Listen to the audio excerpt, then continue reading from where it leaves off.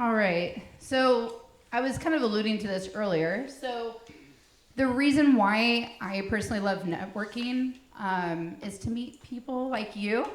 You guys are my people. I know a lot of you, when you come here and you talk to everyone else, we speak a different language than your friends and family, right?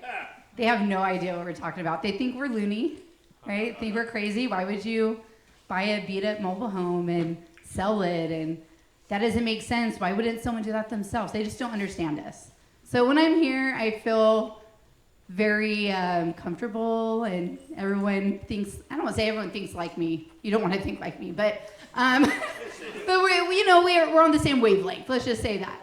So that's why I love meeting everyone. So let's go to my story. But I just wanted to let you guys know, that's what I'm talking about tonight. I just got back from a cruise to the Bahamas with the real estate group. It's really, that's how I got hooked on these cruises in the first place. And then Rich got hooked, and then he's like, I'm going to do my own. So that's how much we love these cruises. And then I'll also talk about the Mastermind I'm in, and just takeaways from there as well. So kind of give you like a little brief overview of what we're going to talk about tonight. And then my story, a lot of you have heard it, so I'll just run through it real quick. I worked at Costco for 17 years. I got injured at work, hurt my foot, and it's a standing job. I'm on concrete 10, 12 hours a day, and I hurt my feet pretty bad. Luckily, I've healed over time with physical therapy and cortisone shots and all that fun stuff. But anyway, but during that time, I was like, should I become a real estate agent? And, was that last week? 2 weeks ago. 2 weeks ago, when Angela was up talking about, being a real estate agent, I asked people, like, do I need to be a real estate agent? And there are pros and cons, right? So those of you that were here that night, there was plenty to talk about. If you did not come that night, go ahead and watch the replay, and you'll have a lot of insights on that. So I decided not to become a real estate agent because I read Rich Dad, Poor Dad, like many of you, and I was like, this makes more sense to me. This is how I want to play this game we call life, right? This is what I want to do. And then I started listening to Bigger Pockets, which said every single episode was like, go to your local real estate club. So what did I do? I came here. Well, not here, but where it was when I first started, and it's evolved over the years. And I think Rich has done a great job with the club. For those of you who've been here the last 3 years, right? Thank you, Rich. That's why, again, I love coming here. And then just other networking and education. So I love learning. I love meeting new people. I've made a lot of friends across the country. So this picture right here was I don't remember, Andy, which one that one was. Are you wearing the same shirt? Are you? It's blue. It's blue. I don't know if it's the same as that one, but. And then that's my friend Heather. When we're together, we're feather. So just if you see us together, we're feather. And then we're playing a cash flow game at Oria. And then this was at the recent cruise. So it's a lot of fun. I love traveling and learning and adding more tools to my toolbox. And then why did I pick real estate investing? More time with my family, because I saw a way out of that rat race. Pursuing other passions. I love traveling, gardening, things like that. So more time for the stuff you love. And then I could do it from wherever. I was working on the cruise. I shouldn't say working. I was responding to emails and things that I needed to, timely, and other things. I'm like, hey, I'll be back in town Monday. I'll get back to you then. So I have a pretty flexible business. I don't have to ask anyone for time off. Where Andrew, my life partner, he's still asking for time off. And he got denied, and he was like, well, sorry, I booked the trip already. And they're like, oh, don't do that again. They're not going to fire him, but they were not happy. And then helping others. We get to help others here, right? We lift each other up. Then we also help homeowners sell homes to people that they're going to live in a home. So it's just, I think, rewarding all around. So it just really fit with my vision and what I wanted to do with my life. And it's never boring, especially in mobile home parks. Fun stories. Talk to a park manager for 30 minutes. That's a good time. Yeah. All right, some current projects I'm working on. I have 12 mobile homes going right now. 2 are in escrow, 6 are on the market, 4 in rehab. 4 that are in rehab, I just bought 1. So that on Monday with Darren and Reza, so we partnered on that deal. And then I just bought a single family home in Marietta, so at a sheriff's sale. So that's my first time doing that. So TBD, I'll let you know. All right. And then my disclaimer, my own disclaimer, is this is my personal experience, what I put into it. Everyone is going to vary. It's depending on how much effort and time you put in. I'm also not a licensed professional of anything, so just reach out to those professionals where applicable. All right. So this is, in my opinion, why education matters. It accelerates your success, right? If you read one book on something, or you just took one class out of college, you're not going to get your degree, right? It's just ongoing, adding tools to your toolbox. Sometimes the first time you hear something, it doesn't make any sense. Like the first time you hear Pete talk, it doesn't make any sense. It takes like at least 5-ish times before it starts to sink in. So if you've seen him a couple of times, you're like, I don't get the hype. Just that third time, or fourth time, it's gonna click, and you're like, oh, I get it. So, and then personal growth, mindset shifts, and confidence. So the more tools you have, the more stories you hear, the more people you talk to, you're going to gain that confidence to take action. Or, hey, I have this problem. I know I could reach out to Rich because I just took his rehab class, right? And I know he said something about don't go looking for stuff, but should I remove this flooring or just lay flooring over on top? Let me call Rich and find out. And the more you get to know people, it's not so scary to ask those questions, right? Because at first you're like, I don't want anyone to know that I'm messing up. But we all mess up. That's how we learn. But it's use your network, right? Use your network. And then building the long-term relationships. Some of you I've known for the whole 5 years I've been here. Some are newer. And I really enjoy, I have said it like 10 times already. You guys get the point. All right. So the cruise, I just want to kind of give you an overview of like what it was like. I did splurge and get the balcony. It was worth it. I had a video, but I know the videos don't play in the slideshow that well. So when I woke up at like 7 in the morning, our ship was just cruising by the island. Just so cool. Just like laying there in the bed, looking at the island. And then I went back to sleep for an hour, woke up, and this was my view. So so I don't know if you guys are familiar with Haiti and the Dominican, but it's the same island. One half is the Dominican, the other half is Haiti. So this is the private beach that the cruise line had in Haiti. And I mean, I didn't even go to the beach. I had that view. I went up by the pool and nobody was there. So we had the pool to ourselves because the beach was full and the pool was open. So, and it's just, I don't want to say it's just a beach, but I enjoyed staying on the ship. And then we had workshops. So the way we did it this time is instead of like a formal cruise, we did it more like a mastermind style. So we just all sat around those tables, and sometimes there would be a presenter. Other times we just like brought up a topic and then just kind of bounced ideas off each other. So, the way we're doing it in Alaska is we're actually gonna have speakers. So I'll be one of the speakers, talk about mobile homes, and Steffi's talking about short-term rentals. Evan's talking about probate. We have 8 speakers right now?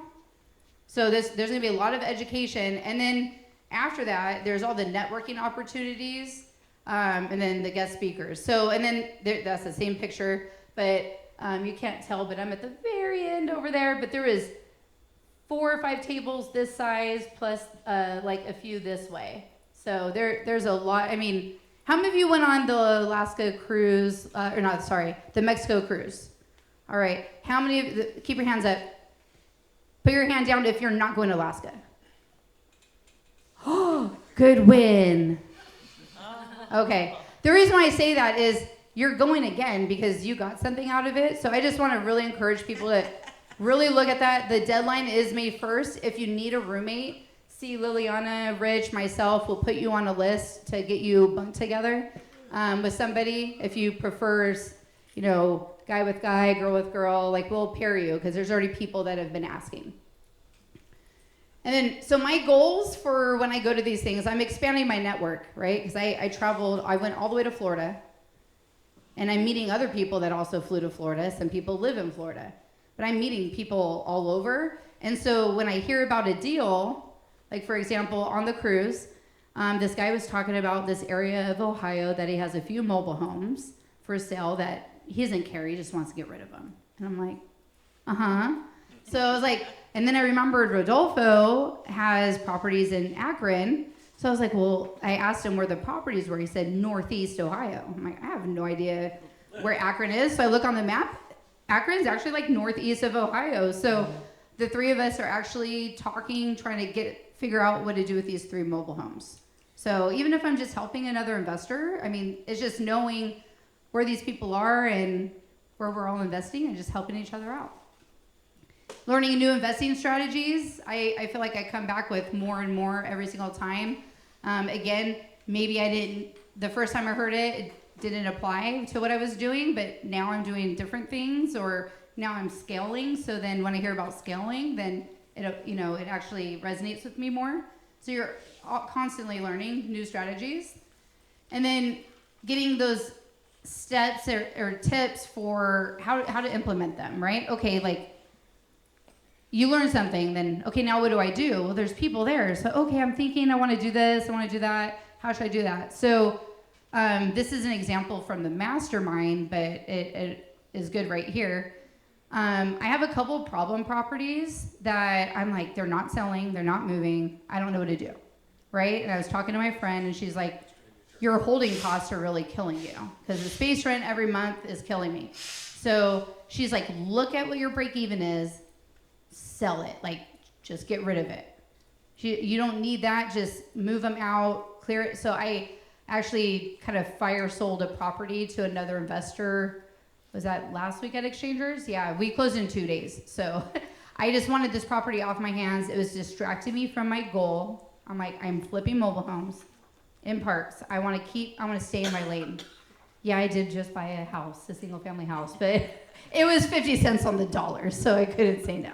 Or I'll be all in at 50 cents on the dollar. So anyway, so that's just like knowing like, okay, this is a problem, what can I do? And then taking that action. And I write it down in my notes, like action things that I need to do when I get home. And I have like a special page for that.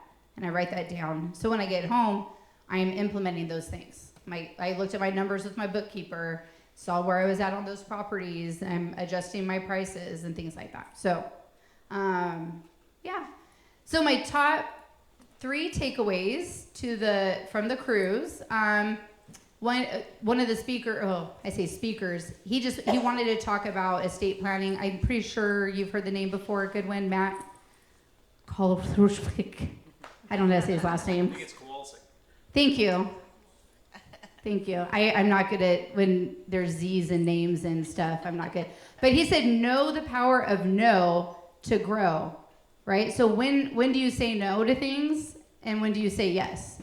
I mean, that's huge. Say no when you're not going to make money enough. Okay, that's a good one. No, say no when you're not going to make enough money, right? So that's another no. I have a friend of mine, I'm not going to say her name, but she used to say yes to everything. I was like, girl, you're stretching yourself way too thin. Just like pick 2 or 3 things, focus on them, and she's finally there now, and she is doing so much better. She's able to thrive in those areas, but she was just spreading herself all over the place, trying to do, all the different things. I don't want to say because then it'll probably get away. But yeah, so just knowing when to say no, that's huge. And I've had to learn that. And then the other question is, how do you know what to say yes or no to if you don't have a vision? Who has an actual vision, like written down what you want for your future? Okay, a few of you. I highly, highly recommend it. It's super easy now with ChatGPT. All these pictures that you see, ChatGPT, I did not create these. So it's a very, very good tool. Just write about what you want in your future and, write, hey, help me write a vision for my life, and it'll spit something out, and you read that. Some people read it every day. I have friends that read theirs every day, or they recorded it. They like spoke into recording and like recorded their vision, them reading it to themselves, and then they listened to it. Something about hearing your own voice say it is gonna, your like subconscious like keeps it longer, like it really believes it. So having your vision, because if you don't know where you're going, right, any road's gonna take you there. So that's why the power of saying no, does that get me closer or further away from my goal? Right? So that's kind of a question that I try to ask myself anytime that I'm making a decision on a deal that I'm doing, or a partnership, or whatever it is. I feel like I'm talking a lot. You guys can interact with me, I promise. Okay. Or say, Farrah, we heard that already. Said it 5 times. Okay. The other takeaway, a lot of you guys know about bird dogs and everything. There's people everywhere. Like, how many of you, anytime you meet someone, you try to bring up that you're looking for houses or that's what you do? Who does that anytime they meet someone? Yeah, so that is your number one thing. Like, if people don't know what you're doing, they can't bring you a deal. So most of my deals now, like, everyone's like, Farrah, how do you find all these deals?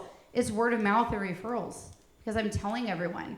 And then I'm posting, and then it's 5 years of planting seeds that they're finally growing. So family, friends, your mailman, delivery workers, social media, your kid's teacher, soccer coach. I mean, he's an HVAC guy, so then I was like, oh, I'm always looking for more HVAC guys. What are you doing? Oh, I flip mobile homes, right? So it's like I'm just constantly telling people. It's just anybody. Just bring it up in conversation. Oh, how's your day? Oh, yeah, I went door knocking today. What door knocking? What do you, are you a salesman? You know, like whatever. So it's just bringing it up in everyday conversation. And then the last takeaway was, this one was actually from the kids session. One of the kids said that they watched their parents and they saw them fail, but they know it's not final. One of the 14-year-old kid told us that. I was like, that is a good takeaway. Failure is not final, right? So, which I will be speaking on failing your way or forward, or whatever the title is. It's failing forward, or just not being afraid to fail. I'll be talking about that next week. So I didn't want to go too much into that takeaway. Sarah. Yes. So there was one of the sessions, well, because it's focused on like families, so everyone brought their kids, and so all the kids would hang out on the cruise, and they would just run around the ship all together, and yeah, so it was really cool. And then one of the sessions, it felt more like older people invest young, it felt like a lot of that. And then I ended up asking them a couple questions, like for those of you that are interested in real estate, why? And those of you that aren't, why? And one of the kids, it was just like, it looks super stressful, and then one of the other kids said that. So it was just an interesting insight, because our kids are 10 and 12. So it's just like understanding that side of things and hearing it from a kid's point of view. So, all right, so the Dominican Republic, I've been in this mastermind. This is going on my 4th year. It's probably going to be my last year. It's a long story, but oh my gosh. Okay, but that's besides the point. And it's not my last year because anything bad. It's just I think I'm moving to a different mastermind. So anyway. So what is a mastermind? So I've heard the term mastermind thrown around like a million times. And when I first heard it, it was actually 2020 when I was on the last Captains of the Deal cruise, and they kept talking about mastermind. And I just finally asked somebody, I was like, okay, I hear this word all the time. What is a mastermind? They're like, oh, well, okay, if you're in one, it's really hard to describe. But then there's the other masterminds. It's like some big name guru out there, and it's a mastermind of like a couple thousand people, and then they put you in these like mini groups or something. So this mastermind, it's 10 units. So a unit would be me and Andrew, so my spouse, or me and a business partner. Some of the guys, their wives don't come, so you could just even go solo. Same price, doesn't matter. So I was like, why not bring Andrew along and have him be involved in my business? And I'll kind of go over, I think I already I'll go over it right now. So it is a smaller setting. This is just, so just to give you the time difference. We were 4 hours ahead over there, and we were meeting at 6:30. So it was 2:30 our time, and I got up every day, well, 4 out of 5 days, to go on these beautiful sunrise walks on the beach, because we only get to see sunsets on the beach, right? So I got to see all these sunrises. And so yeah, there's 10 units where it's very small. And then the setting is like the sessions that we have. Each unit gets its own dedicated time. So it's like, hey, Chris, what are you struggling with right now? Okay, and you share it. And then you have all these other people that have been investing 20 plus years. You know, I mean, I'm probably the newest one.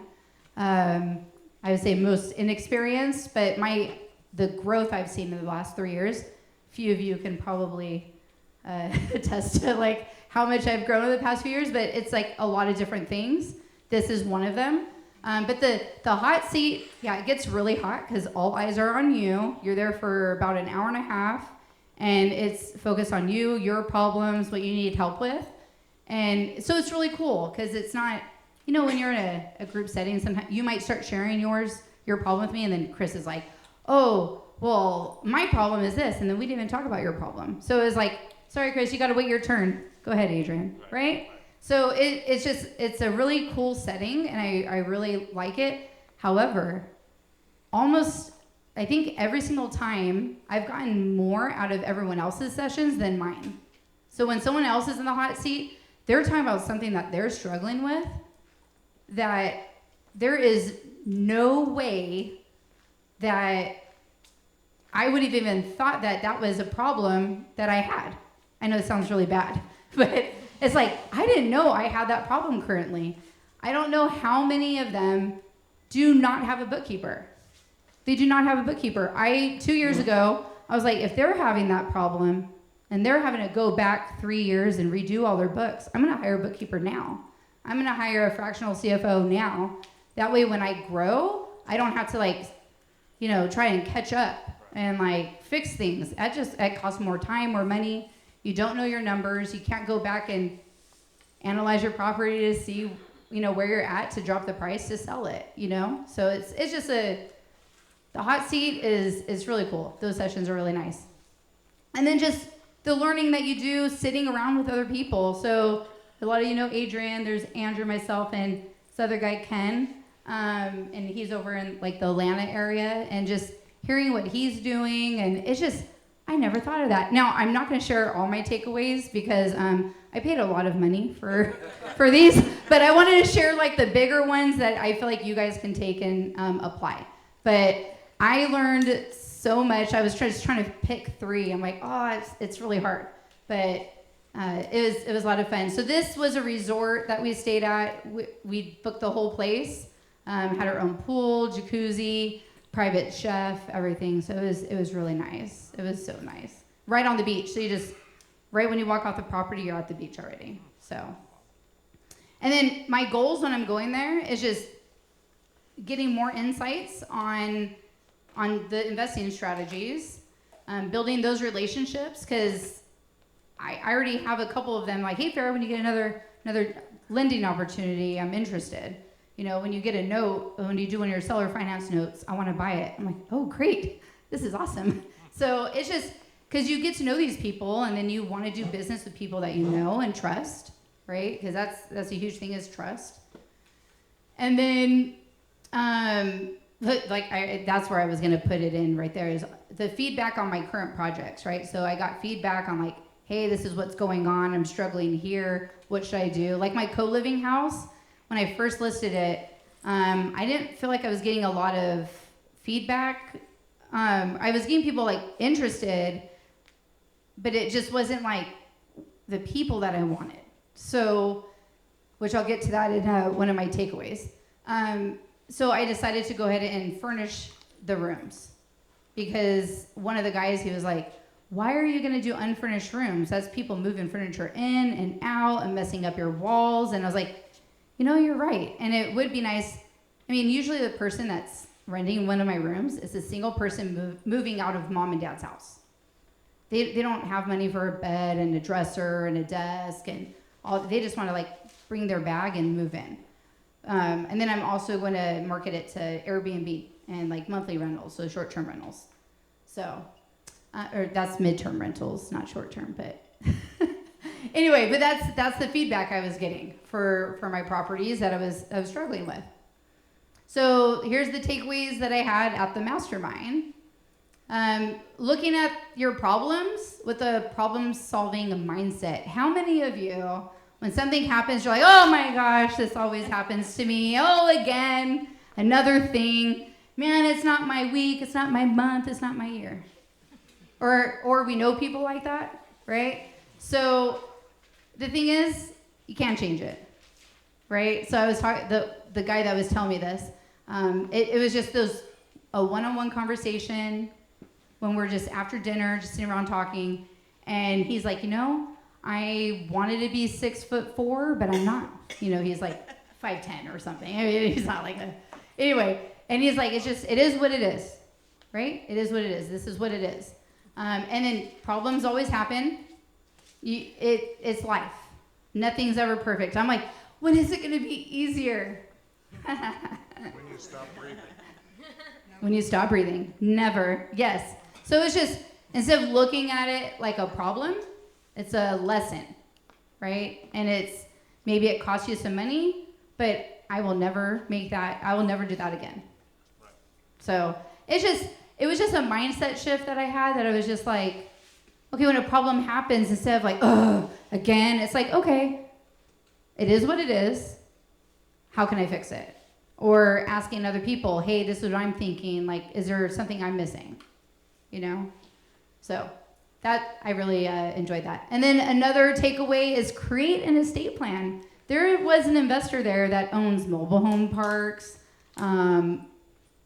couple hundred unit apartment complexes, like a lot of things, does not have an estate plan.